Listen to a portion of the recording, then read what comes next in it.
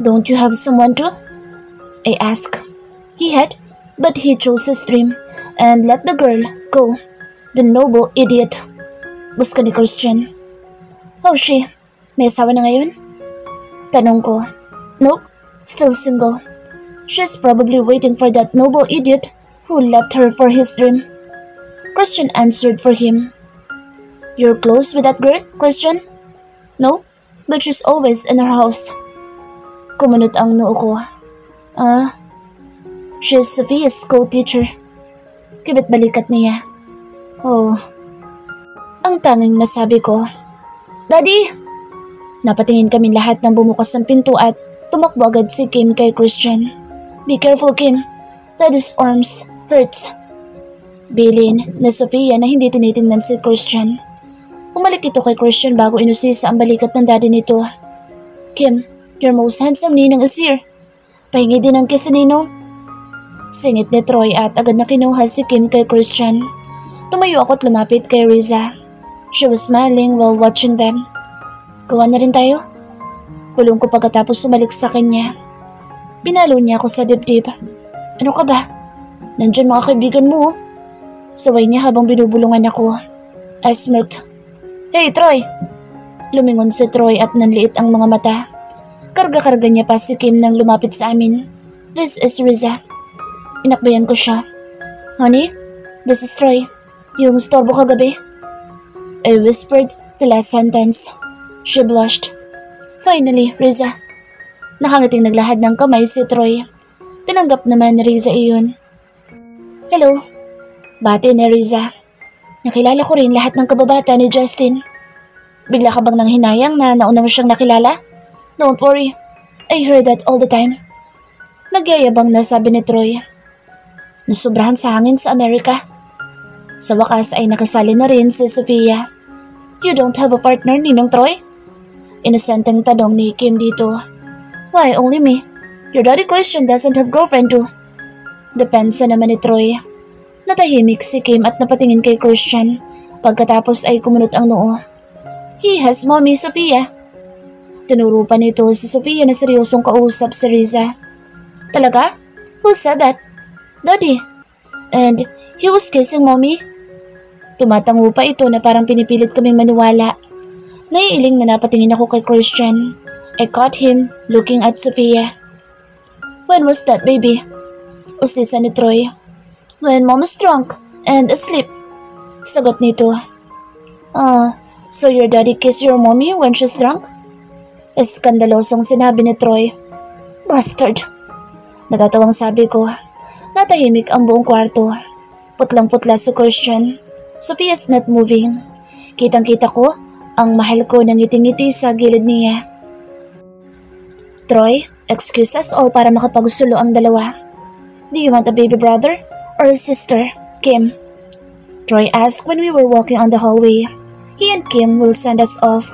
I told him I still need to pack my things kaya mauna na kami ni Riza. Baby brother, sagot naman nito. You tell that to your dad and mom later. Ngiti-ngiti na sabi nito. Natawa si Riza kaya kumindat pa ito. Loko-loko talaga. I'll miss you. We were in front of my car. I hugged her even tighter. Isang linggo lang eh. Sabi naman niya. That's equivalent to 1 year, honey. Kumala siya sa pagkakayakap at hinalikan ako. That was just a peck, but I felt like I don't want to attend that darn seminar. Answer all my calls, okay? Don't make me wait when you're at the office. Nakasimangot kong bilin. She's always prioritizing her work. Oo na po. Natatawang sabi niya. Kumunot ang noo ko. Oh, huwag ka na sumimangot. Baka mapasama na ako niyan. Biro niya at tinaplos ang pisngi ko. Isang medyo matagal na halik bago ako tuluyang sumakay sa kotse. Resumes Personal Voice. Kanina pa ako tingin ng tingin sa orasan. Mula nang bumiyahe si Justin papuntang Baguio ay hindi na siya tumawag o nag-text man lang. Ang alam ko ay hindi aabutin ng 7 oras ang biyahe mula Manila hanggang Baguio pero bakit hanggang ngayon ay hindi pa rin siya tumatawag na nakarating na siya sa hotel kung saan gaganapin ang seminar? Baka na traffic lang, Riza? Don't worry, Tatawag din iyon maya-maya. Sabi ni Sofia sa kabilang linya. Ganun ba? Sige, maghihintay na lang ulit ako. Sana'y tumawag na siya. Hindi ako mapakali. Seryosong sabi ko. Narinig ko ang buntong hininga niya sa kabilang linya. I'll try to ask Christian kung may kakilala siya na mag-a-attend din sa seminar na pinuntahan ni Justin. I'll call you back. Riza, relax ka lang dyan. Kahit nasa kabilang linya ay sunod-sunod ang tango ko. Kahit papaano ay nakahinga ko ng maluwag. Panigurado ay may kakilala naman si Attorney Christian sa mga makakasama ni Justin doon. Kumalam ang sikmura ko pagkatapos ko makausap si Sofia. Tumuloy ako sa kusina at naalalang hindi pa nga pala ako nakakapag-grocery sa linggong ito. Nagpasya akong lumabas na lang at bumili ng ulam sa karinderya malapit dito. Isang order po ng adobong baboy at saka isang chop suey. Sabi ko sa tindera. Take out? Tanong niya. Tumango ako at kumuha ng pera sa wallet. Maya-maya ay tumunog ang cellphone ko. Muntik ko pang mabitawan ang wallet ko sa pagmamadali nang sagutin ko iyon. Kanina pa ako nag-aabang ng tawag. Medyo napalakas ang pagsasalita ko. Tumawag si Justin sa kabilang linya. I'm sorry honey, nahirapan ako humanap ng signal kanina. Did I worry you? Biglang lumambing ang boses nito. Bigla ako nakaramdam ng pangungulila. Pinagalitan ko ang sarili dahil para na akong tanga na naiiyak. Ilang oras pa lang, Riza. Honey? Huminga ako ng malalim para kalmahin ang sarili bago magsalita. Nag-aalala lang ako. Kala ko kung ano nang nangyari sa'yo. Narinig kong may tumawag sa kanya sa kabilang linya. Mukhang tinatawag na siya para sa hapunan. Kumain ka na muna. Mamaya na tayo mag-usap. Pagod ka pa sa biyahe. Sabi ko para makakain na din siya. How about you? Did you eat your dinner? Kakain pa lang din. Hindi siya sumagot sa kabilang linya. Maya-maya ay naputol ang tawag pero ilang sandali lang ay tumatawag na siya sa messenger. Inayos ko ang sarili bago inuhan ang camera para makita niya rin ako. I missed you, honey. Miss na rin kita. Sabi ko na medyo nagiging emosyonal. Mabuti na lang at medyo madilim ang dinadaanan ko kaya hindi niya naman makikita. Are you out? Bakit hindi ka na lang nagpa-deliver? Kitang-kita ko ang pagsimangot niya at napangiti ako. Ang gwapo pa rin kahit nakasimangot. Malapit lang naman ito sa bahay. Katwiran ko. Ngumuso siya. Kahit na. Hindi niya natapos ang sasabihin nang isang malakas na putok ang umalingaw-ngaw sa background. Nakita ko ang paglingon ni Justin sa gawing kaliwa niya. Nanlaki ang mga mata ko nang pagkatapos ng putok ay isang malakas na pagsabog. Kitang-kita ko ang sobrang liwanag na nag-reflect mismo sa mukha niya kasabay ng pagkaputol ng tawag. Hindi ko alam kung paano akong nakauwi sa bahay dahil sa sobrang panlalambot ng tuhod ko. Ang kaba sa dibdib ko. Nang hindi na masagot ni Justin ang tawag ko ay nagbibigay sa akin ng sobrang takot at pangamba. Paano kung... Napahawak ako sa sentido ko nang makaramdam ng hilo. Nangihinang napaupo ako at hindi malaman kung sino ang unang tatawagan. Hilong-hilo ako at halos nanginginig ang buong katawan ko dahil sa halo-halong emosyon. Halos mapatalon ako sa gulat nang tumunog ang phone ko para sa isang tawag. Ang lakas ng kaba ko nang makitang si Sofia iyon. Sa nanginginig na mga kamay ay nagawa kong iswipe ang phone ko. Riza! Halos pasigaw na tawag niya nang sagutin ko ang tawag. Boses ni Attorney Justin na nasa background na mukhang pinapatigil sa pag-iyak si Kim. Sofia! Pati ang boses ko ay nanginginig sa pagtawag lang sa pangalan niya. Papunta na kami ni Christian dyan. Dadaanan ka namin. Pupunta tayo sa ospital. Medyo alanganin pa niyang sabi. Nakagat ko ang labi ko para magpigil ng emosyon. Parang nagkaroon ng bara ang lalamunan ko sa kumpirmasyong iyon. Pupunta sa ospital? Paniguradong nandoon nga si Justin. Sofia, ano nangyari? Okay lang ba siya? Halos paputol-putol at utal-utal kong tanong. We still don't know, Riza. Pupunta pa lang tayo doon para makabalita. The press are already there dahil puro halos malalaking tao nandoon sa hotel na sumabog. Paliwanag niya. Tumango ako kahit hindi naman niya iyon makikita. Hintayin mo na lang kami dyan. Malapit na kami. Sabi niya nang wala siyang marinig na sagot mula sa akin. Hindi rin nagtagal ay ibinabahanan niya ang tawag.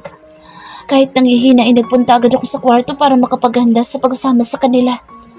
Naganda ako ng ilang personal na gamit at inilagay iyon sa bag. Maya-maya ay dumating na rin ang van kung saan nakasakay sina Attorney Christian, Sofia at Kim. May driver at 2 bodyguard silang kasama. Nahahapong napaupo ako sa tabi ni Sofia nang makapasok na sa sasakyan. Hinagod-hagod niya ang likod ko kaya nag-uunahang tumulo ang mga luhang kanina ko pa pinipigil. Okay lang naman siguro si Justin, diba? Tanong ko na inilipat ang tingin kay Attorney Christian. Kitang-kita ko ang pagsinghap niya bago tumango. I guess so. Justin is already aware that things gonna happen. Pero hindi ko lang maintindihan kung bakit doon pa ginawa samantalang may big event pang mangyayari sa susunod na linggo at paniguradong nandoon na lahat ng posibleng target ng sindikatong iyon. Nakatiimbagang siya habang sinasabi iyon. Hindi na ako nagkomento at itinuon na lang ang atensyon sa labas ng bintana. Maya't maya ko rin tinitingnan ng phone ko baka sakaling tumawag siya. Ilang flash ng camera ang bumulaga sa sinasakyan namin nang makarating kami sa isang eksklusibong ospital na iyon. Napamura si Attorney Christian nang magising si Kim dahil sa liwanag na likha ng mga iyon. Let's proceed to the secret route. Utos dito sa mga driver na agad namang tinanguan nito. Inikot dito ang sasakyan at maya-maya lang ay biglang dumilim ang paligid dahil sa dinaanan naming tunnel. Nang huminto ang van ay nandoon na kami sa tila basement ng building na iyon. Agad na kinarga ko si Kim. Nang makababa na kami dahil si Sofia ay inaalalayang maglakad sa Attorney Christian. Nang unang maglakad ang isang bodyguard at ang isa naman, kasama ang driver ay parehong nasa likod namin. Isang tila scanner ang bumulaga sa amin. Papasok sa isang tila secret door. Inascan ni Attorney Christian ang daliri niya doon at agad iyong bumukas at sinanyasan niya kaming mauna na sa loob. Matinding lamig ng aircon ang sumalubong sa amin nang makapasok kami sa loob. Napasinghap ako nang bumukas ang isang elevator doon at inilabas ang halos hindi na makilalang biktima dahil sa sunog sa buong katawan nito. Nakaramdam agad ako ng hindi maipaliwanag na kaba, lalo na nang bumukas pa ulit ang isang elevator at iniluwan naman noon ang kapatid ni Mr. Villaluz. Kumpara sa naunang biktima, ay mukhang hindi ganoon kagrabe ang pinsalang natamo nito. Lalong nagkabuhol-buhol ang hininga ko. Riza, are you okay? Rinig kong tanong ni Sofia. Nakalapit na pala sila ni Attorney Christian sa gawi ko. Anong balita? Agad na usisa ko sa kanya. Umiling-iling siya. Ang conference room lang ang sumabog. It's a good thing na nakahiwalay iyon sa buong hotel kaya hindi agad kumalat ang apoy. The total number of people there was 25 kasama na mga staff ng hotel. 7 ang kumpirmadong patay na at 3 sa mga iyon ay hindi pa matukoy ang identity dahil masyadong na-damage ang mga bangkay. Riza! Nangihinang napaupo na ako sa sahig dahil bumigay na ang tuhod ko. Pagkarinig sa sinabi ni Attorney Christian, agad na dinaluhan ni Sofia si Kim na nakahiga pa sa kandungan ko. Kung hindi kasama si Justin sa mga iyon, inasan siya? Bakit hanggang ngayon ay wala pang balita? Napahawa ako sa noo ko. Nahihilo ako sa kung ano-anong tumatakbo sa utak ko. Christian! Halos magkasabay na dumating doon si Attorney Leonard at Troy. Kamusta si Justin? Dinig ko pang tanong ni Troy bago ako tuluyang nawala ng malay. Nagising ako na naririnig ang pag-uusap ng kung sino sa paligid. Imumulat ko na sana ang mga mata ko pero hindi ko iyon magawa. Mabibigat pa rin ang mga iyon at bahagya pang nananakit ang ulo ko. Muli akong nagising at mumungad sa akin si Attorney Christian at Sofia na mukhang nagbabangayan na naman. I told you to take a rest at home. Hindi makatulog na maayos si Kim dito. Sabi ni Attorney Christian. I know, right? Hinihintay ko lang na magising si Riza at uuwi na kami. Kala mo naman gustong-gusto kitang kasama dito. Why? Gusto ko rin ba? Nakasama kita dito? Sabi ni Attorney Christian at saka nag-iwas ng tingin. Gumawi ang tingin niya sa akin kaya ngumiti ako. You're awake? Agad na lumingon naman si Sofia sa gawi ko at agad na lumapit sa akin. Bumangon ako para makausap siya na maayos. Riza, okay ka lang ba? May masakit ba sa'yo? Sunod-sunod na tanong niya. Napatingin ako sa oras at halos 9:00 na pala ng gabi. Ilang oras din pala ako nakatulog. Si Justin, may balita na ba? Tanong ko, imbes na sagutin ang tanong niya. Nag-iwas ng tingin si Sofia at saka tiningnan si Attorney Christian. Tumikim muna siya bago nagsalita. Hindi pa tapos yung paghahanap. Ongoing pa ang paghahanap nila sa site. Umuwi muna kayo ni Sofia sa bahay para makapagpahinga kayo na maayos. I'll stay here with Leonard and Troy. Don't worry too much, Riza. Everything will be okay. Mahabang sabi niya. Napalunok ako at para na naman ako maiiyak sa balitang wala pang balitang maayos tungkol sa kanya. I ask someone to bring your things to our house, Riza. Mas makakabuti kung sa bahay ka na muna kasama namin. This is a big case at delikado kung mag-isa ka. Bilin pa ni Attorney Christian nang nakahanda na kaming umalis. Tumangutango na lang ako. Rex, stay there with them. Huwag ka na bumalik dito pag naihatid mo sila sa bahay. Nandoon na rin ang 2 bodyguards ni Justin para samahan kayo. Rinig ko pang bilin ni Attorney Christian sa driver. Papalabas kami sa pinto ng private room na iyon ay sakto namang pagdating ng 4 na lalaki. Kumunot ang noo ko nang mapagsino ang isa sa mga iyon. Napahinto sila sa paglalakad at dumiretso ang tingin sa likod namin. Si Jonathan Villaluz, ang ampo ng mag-asawang Villaluz na parehong kakamatay lang. Ano naman ginagawa niya dito? Oh, Lucas here. Sabi ng isang medyo may edad na lalaki sa likod ni Jonathan. Naglakad pa ito papunta sa gawin namin. I heard you were shot. Are you surprised to see me alive here? Tanong ni Attorney Christian sa lalaki. Mukhang magkakilala sila. Agad namang nalapitan ni Sofia si Attorney Christian at binulungan ito. Tumawa ang lalaki pero agad ding nagkibit balikat. Oh well, that's not surprising. Though you aren't that weak, like your brother. Nakangising sabi nito. What did you say? Sigaw ni Attorney Christian at susugod na sana kung hindi lang pinigilan ni Sofia. Nanggigigil na tinuturo-turo niya ito habang nagpapadala sa hatak na Sofia sa kanya pabalik sa kwarto. Napatingin naman si Jonathan sa akin at agad na namilog ang mata nang makilala ko. You are Attorney Milano's secretary, right? Tanong nito. Tumango naman ako at ngumiti ng pilit. I'm here to see my uncle. Sabi niya kahit hindi ko naman tinatanong. Tumango lang ako sa kawalan ng masabi. Hindi ako komportableng kausap siya, lalo pa at siya ang prime suspect sa pagkamatay ng mag-asawang Villaluz. Yun ang inaasikaso ni Justin itong mga nakaraan. Kulang pa sa ebidensya kaya hindi pa siya napapadampot. I heard, kasama din si Attorney Milano sa pagsabog. I hope they will find his corpse as soon as possible. Excuse me ha, but Justin is still alive. Corpse, my ass. Sigaw ni Sofia at agad-agad na akong hinatak palayo doon. Tita Riza, I'm hungry. Ungot ni Kim pagkatapos nitong bumaba mula sa kulay pink na bisikleta nito. Kanina pa siya paikot-ikot sa gilid ng swimming pool.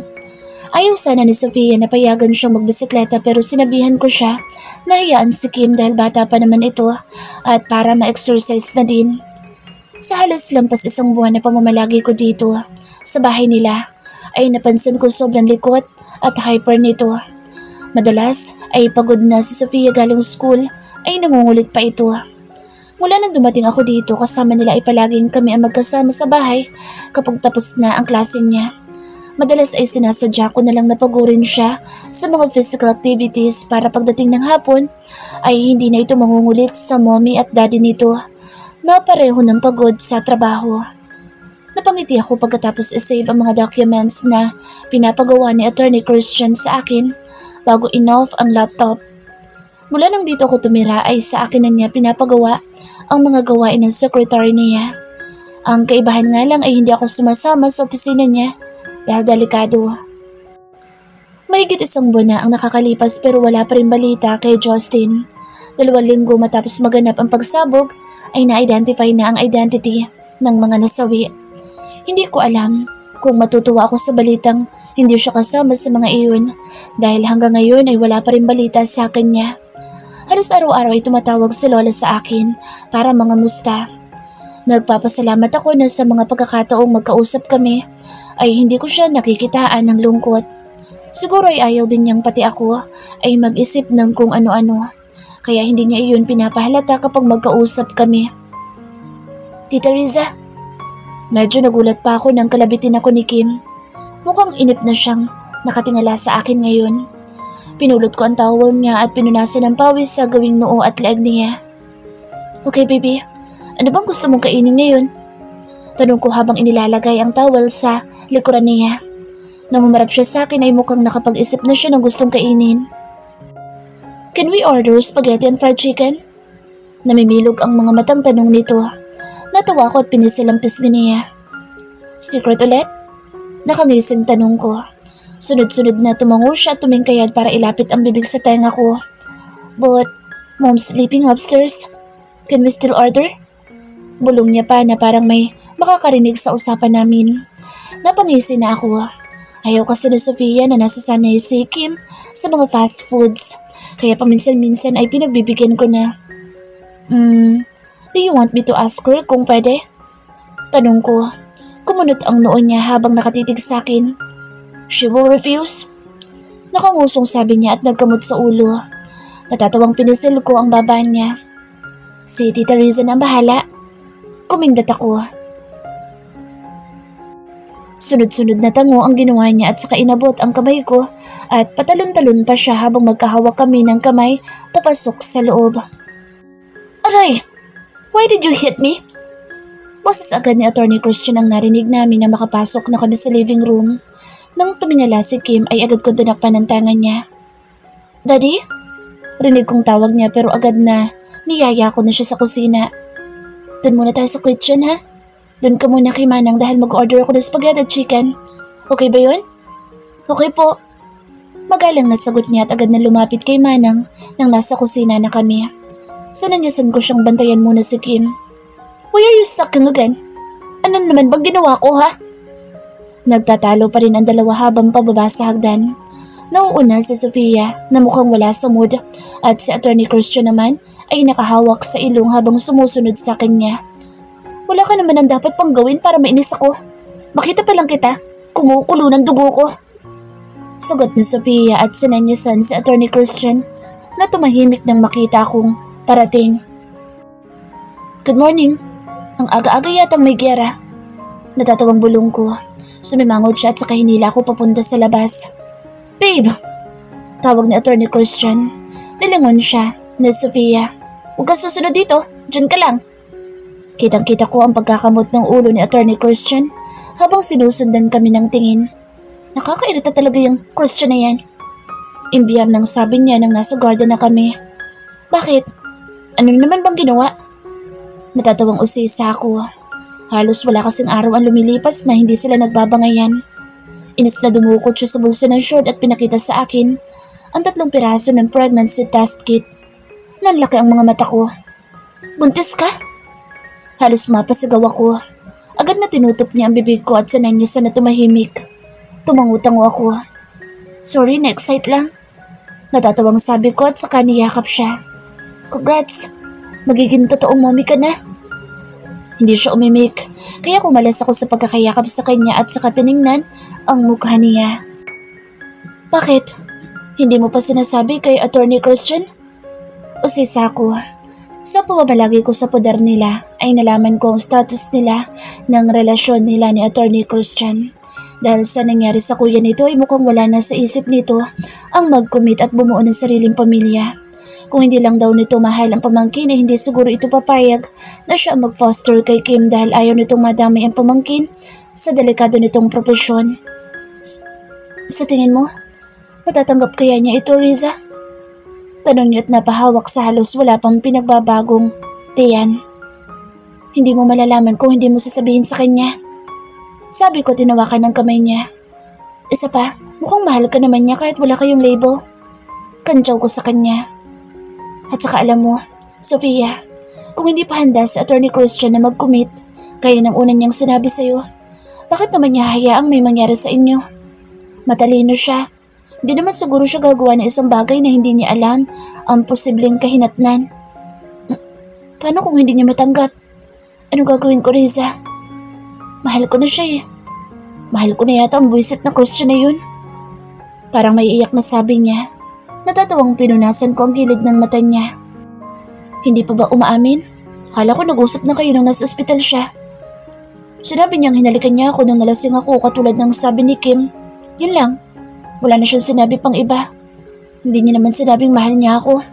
Basta, nag-sex na kami simula nun. Pag-amin niya habang kinukusot ang mga mata, hinagod ko ang likod niya. Ikaw ba? Sinabi mo bang mahal mo siya? Usisa ako. Sunod-sunod na umiling siya. Hindi no, ano siya sinuswerte?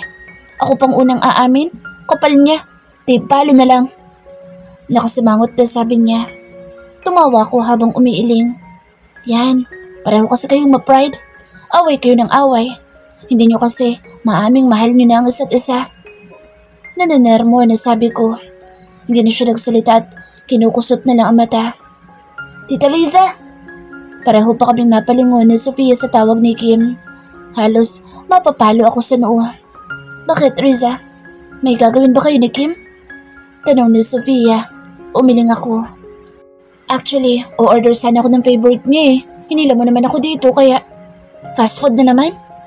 Hayaan mo na, minsan lang naman. At saka treat ko na yun sa kanya kasi nakadami siya ng stars kahapon. Nangingiting sabi ko. Tumango siya. Sige, at bigla tuloy ako nag-crave ng sundae at fries. Sabi niya. Sa pagbanggit niya noon ay parang natakam din ako.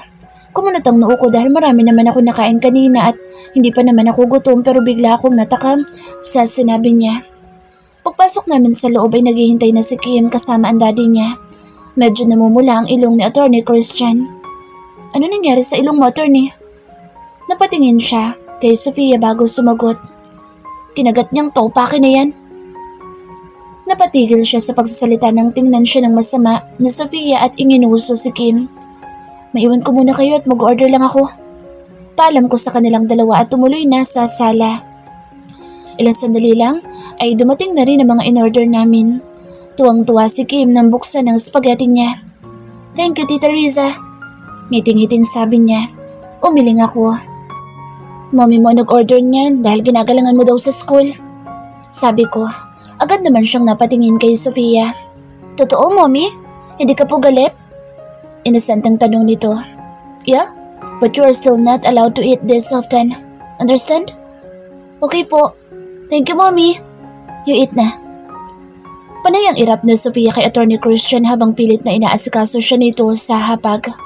Nangingiting pinagmamasdan ko sila. Tita Riza, say ah. Sabi ni Kim sabay lapit sa bibig ko ng tinidor na may spaghetti.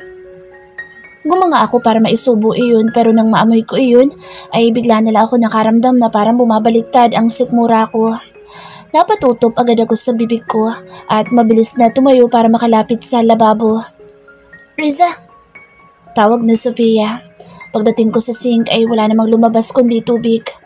Napahawak ako sa noo ko nang makaramdam ng panlalambot ng tuhod.